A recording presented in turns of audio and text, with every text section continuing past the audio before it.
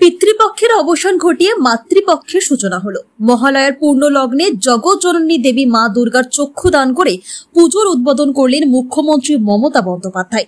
সারা রাজ্যের বেশ কিছু পুজো ভার্চুয়াল উদ্বোধন করেন তিনি। সারা রাজ্যের সাথে চণ্ডীতলার উত্তর আদান যুবক বৃন্দের সার্বজনীন পুজোর ভার্চুয়াল উদ্বোধন মুখ্যমন্ত্রী মমতা বন্দ্যোপাধ্যায় করলেন।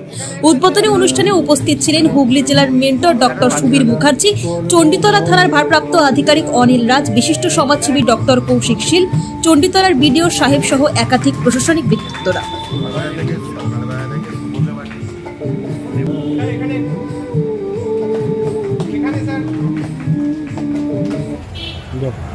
আজকে এখানে এই পুজো কত বছরে পড়লো?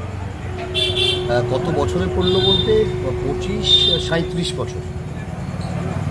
মুখ্যমন্ত্রী যে পুজোর জন্য অনুদান দিয়েছিল সেই অনুদান নিলেন, এখানটা উদ্বোধন হলো, ভার্চুয়াল উদ্বোধন। কেমন? এটা প্রথম না, এর আগেও আমাদের এখানে দুবার ভার্চুয়াল উদ্বোধন হয়েছে। গতবারে আমাদের এখানে হয়নি, চণ্ডীতলার আরেকটি ক্লাব নবজাগরণ সংঘ তারা করেছিল। এবছরে আবার আমরা পেয়েছি। আমাদের মাননীয় মুখ্যমন্ত্রী মমতা বন্দ্যোপাধ্যায় ভার্চুয়ালি উদ্বোধন করলেন। সবথেকে বড় কথা যেটা ভালো লাগে সেটা এই যে ইন্টারাকশানটা, এই যে কথা বলা ক্লাবের সঙ্গে, ক্লাবের মেম্বারদের সঙ্গে বা যারা জনপ্রতিনিধি আছেন, আধিকারিক যারা রয়েছেন, সরকারি আধিকারিক যারা রয়েছেন, এই যে কথা বলেন এটা ভালো লাগে। আর অনুদানও আমরা প্রথম যেদিন থেকে অনুদান দেওয়া শুরু হয়েছে আমরা অনুদান পেয়ে চলেছি, এবারও পেয়েছি। মানুষের ঢল কেমন নামবে, কি আশা করছে? সে তো আপনারা দেখলেন, সারা পাড়ার মানুষ উপস্থিত ছিলেন মুখ্যমন্ত্রীকে দেখার জন্য, দীর্ঘক্ষণ তার বক্তব্য শুনেছেন। কিন্তু যেহেতু জেলার পুজো আলিপুরদুয়ার বা উত্তরবঙ্গ থেকে শুরু হয়, শেষের দিকে একটুখানি প্রত্যেকের বাড়ি কাজ থেকে সন্ধ্যেবেলায় তারা বেরিয়ে গেছেন, অনেক মানুষের উপস্থিতি।